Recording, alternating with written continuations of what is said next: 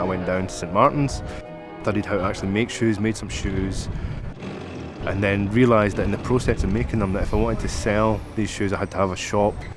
I'll make a really great shop and we'll put the best shoes in the world beside it, and I'll put my shoes beside the best shoes in the world. I was kind of going at 100 miles an hour. I had about 11 brands, going to the right restaurants and doing all the great things and the fab things. And then there was just life happened a little bit, I suppose, and my value and my morals shifted a little bit, and I went through a very tough couple of years, as we all did. The recession kicked in, retail died on its feet, people just stopped buying. I am one of those persons, that's what happened to me. And I just thought, you know what, I'm just going to stop. So I stopped. A girl walking down the street in great shoes stops me. When it's done well, it's the most beautiful thing, it's very hard to do. Cars are the same.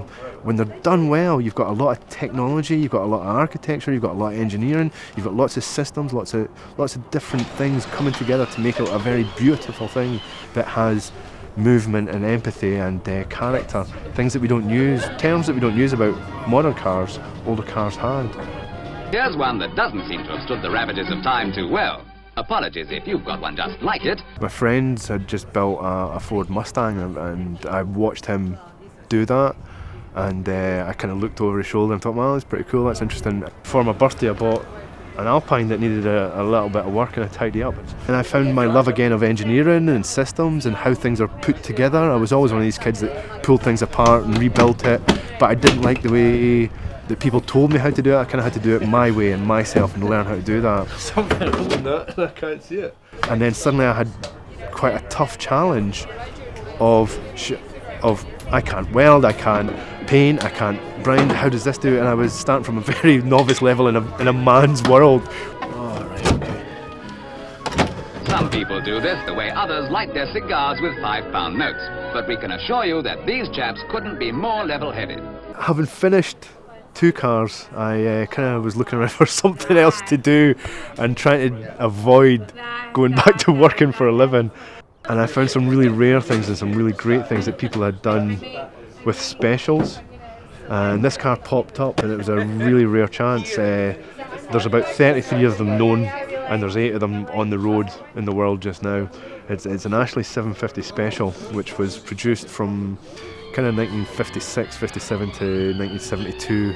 Transforming a tiny old Austin 7 into a sleek and powerful sports car in easy stages. Stripped everything off of it and back down to a chassis, and then rebodied it in the modern style, and then tuned them and drove them harder and faster, and then ended up racing them. A lot of the stuff that you need for them is gone now. You have to engineer the parts for them to an extent. You have to fix what you've got, and I really like that ethos. So I've bought an old vintage car that will qualify for racing pre-war cars, but it needs a bit of work.